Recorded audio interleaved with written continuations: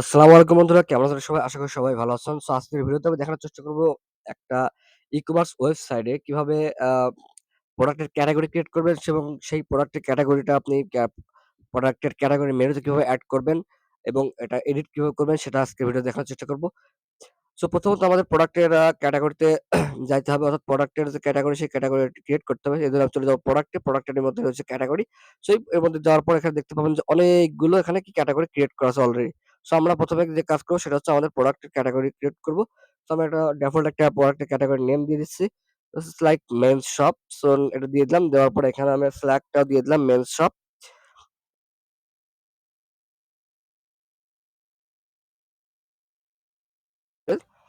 তাহলে এটা হচ্ছে ইউআরএল যখন জেনারেট হবে তখন ইউজার ফ্রেন্ডলি ইউআরএল টা তৈরি হবে।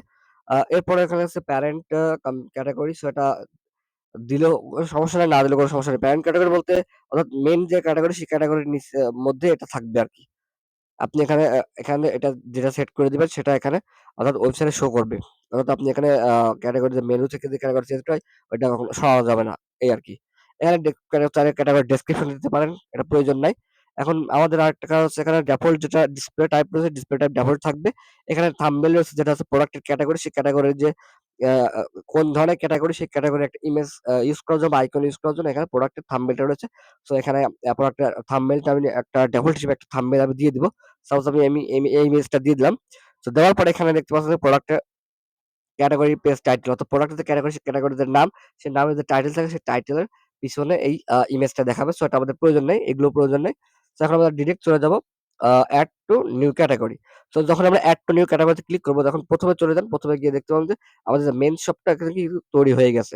সো এখন মানে এখন আমাদের পরের কাজ হচ্ছে কিভাবে এই ক্যাটেগরিটাকে কিভাবে এই ক্যাটেগরিটাকে মেনুর সাথে, অর্থাৎ ক্যাটেগরি মেনুর সাথে এড করব।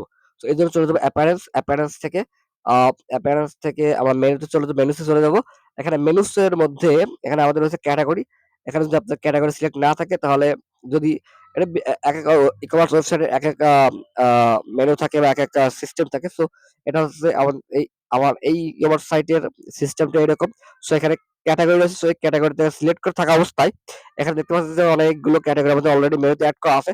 সো আমাদের ওই যে মেন্স ফ্যাশন নামে যে আমরা ক্যাটেগরি ক্রিয়েট করেছি, সেই ক্যাটেগরিতে আমরা চাইলে এটাকে মেইন ক্যাটেগরি রাখতে পারি, আবার সাব ক্যাটেগরি হিসেবে রাখতে পারি। এজন্য আমাদের কিভাবে প্রোডাক্ট মেনুটা এড মেনু না প্রোডাক্টটা সরি এখানে যে ক্যাটেগরি, সেই ক্যাটেগরিটা কিভাবে এড করবেন সেটার জন্য নিচে চলে যাবেন। নিচে যেয়ে দেখতে পাচ্ছেন যে product category. So product click করলে এখানে অনেকগুলো দেখতে পাচ্ছেন যে অনেকগুলো কি আছে ক্যাটেগরি রয়েছে। সেখানে আমরা ভিউ অলে ক্লিক করলে আমাদের যে ক্যাটেগরিটা আমরা কিছুক্ষণ আগে ক্রিয়েট করেছি সেটা এখানে দেখতে পাবো। যে মেন্স শপ নামে একটা ক্যাটেগরি রয়েছে। দেখতে পাচ্ছেন যে মেন্স শপ নামে একটা ক্যাটেগরি। জাস্ট এখানে আ চেক বক্সে ক্লিক করে এখানে এড টু মেনুতে ক্লিক করলে এই এই যে ক্যাটেগরি সেই ক্যাটেগরিটা আমাদের মেনুর নিচে এড হয়ে যাবে। সো এখানে দেখতে পাচ্ছেন যে এটা হচ্ছে আমাদের মেইন ক্যাটেগরি হিসেবে রয়েছে। সো আমরা যেহেতু মেইন ক্যাটেগরি এড করব না, কারণ আমাদের ওয়েবসাইটে অলরেডি অনেকগুলো মেইন ক্যাটেগরি রয়েছে। ফিক্সড এবং মেইন ক্যাটেগরি রয়েছে। সো সেক্ষেত্রে আমাদের এখন এটাকে সা আ এটাকে সাব ক্যাটেগরি করে দিব। অর্থাৎ এটাকে মেইন ক্যাটেগরি এবং যখন মেইন ক্যাটেগরি ক্রিয়েট করব তখন মেইন ক্যাটেগরি জাস্ট এড করলে এটা মেইন ক্যাটেগরি হয়ে যাবে। আর যখন আমরা সাব ক্যাটেগরি বা তারও সাব ক্যাটেগরি কিংবা মাল্টিপল সাব ক্যাটেগরি ক্রিয়েট করব তখন এখানে জাস্ট এর উপর ক্লিক করলে এবার ড্রাগ করে ধরে এভাবে এই যে যখন আপনি টান দিবেন তখন একটা বক্স আসবে। জাস্ট ওই বক্সের মধ্যে ধরে দিলে এটা সাব ক্যাটেগরি চলে যাবে। আবার চাইলে আপনি সাব ক্যাটেগরি যদি ক্রিয়েট করতে চান তাহলে এখানে আবার ড্রাগ করে ধরে নিচে এভাবে ছেড়ে দিবেন। ছেড়ে দিলে সাব ক্যাটেগরি হয়ে যাবে। সো যেহেতু এটা আমরা সাব ক্যাটেগরি রাখবো মেন্স ফ্যাশন, সো এটা এটাকে আমরা মেন্স ফ্যাশন এর মধ্যে দিয়ে দেব। যেহেতু মেন্স শপ এটা আমরা সরি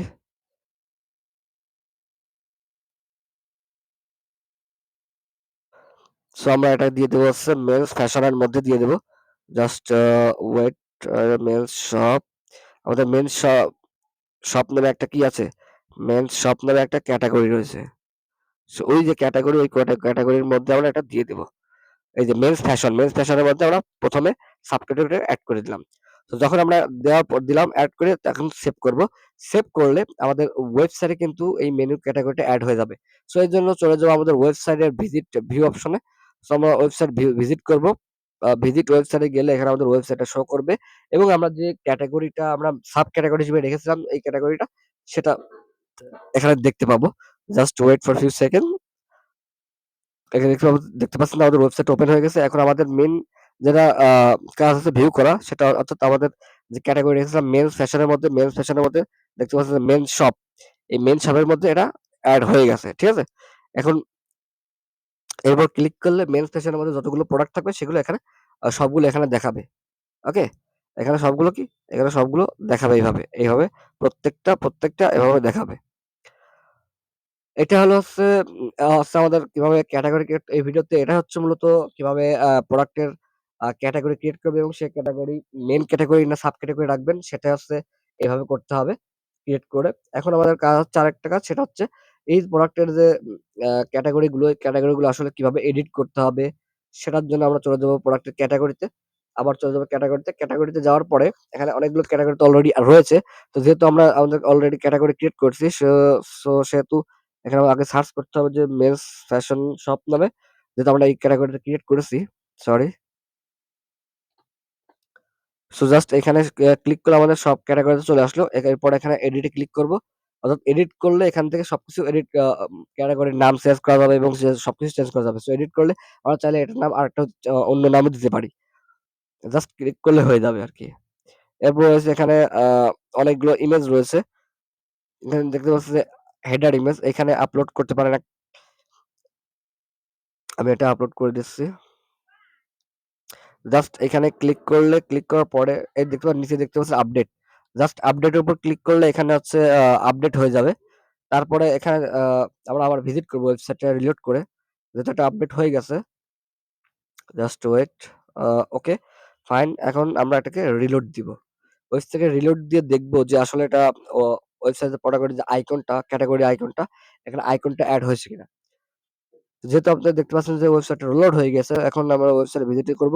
এই দেখতে পাচ্ছেন যে আমাদের প্রোডাক্টের যে মেইন শপের যে আইকনটা দেওয়ার কথা ছিল, সেই আইকনটা কিন্তু এখানে লোড হয়ে গেছে। অর্থাৎ কিভাবে আপনি প্রোডাক্টের যে আইকনটা দিবেন সেটা কিন্তু এখানে দেখতে পাচ্ছেন যে প্রোডাক্টের আইকন দেওয়ার জন্য অবশ্যই এখানে থাম্বনেইল ইমেজ দিবেন। তাহলে এখানে থাম্বনেইলটা শো করবে যে আপনি কোন ক্যাটেগরি প্রোডাক্টটা এখানে দিচ্ছেন। আর যেটা প্রোডাক্ট আইকন হিসেবে দিবেন সেটা হচ্ছে যে ইমেজ ফর হেডার মেনুতে গেলে আপনি এখানে প্রোডাক্টের যে আইকন সেই আইকনে দিতে পারবেন। তাহলে এই যে মেনুতে গেলে সাব মেনুর মধ্যে প্রোডাক্টের সাব মেনুর যে আইকন সেই আইকনটা শো করবে। এটাই মূলত হচ্ছে প্রোডাক্টের কিভাবে প্রোডাক্টের ক্যাটেগরি ক্রিয়েট করবেন, সাব মেনু এড করবেন এবং অ্যাপিয়ারেন্স থেকে মেনুর মধ্যে কিভাবে এড করবেন এবং ইমেজ গুলো বা আইকন গুলো কিভাবে এড করবেন। সো তো সকল প্রসেস এই ভিডিওর মধ্যে দেখানো হয়েছে। সো যদি ভিডিওটি ভালো লাগে যদি ভিডিওটি ভালো লাগে তাহলে অবশ্যই ভিডিওটিতে লাইক করবেন, শেয়ার করবেন এবং আপনাদের ফ্রেন্ডদের শেয়ার করতে ভুলবেন না, যাতে তারাও এটা লার্ন করে তাদের নিজেদের পার্সোনাল আ ই-কমার্স বা পার্সোনাল ব্র্যান্ডিং করতে পারে। ধন্যবাদ।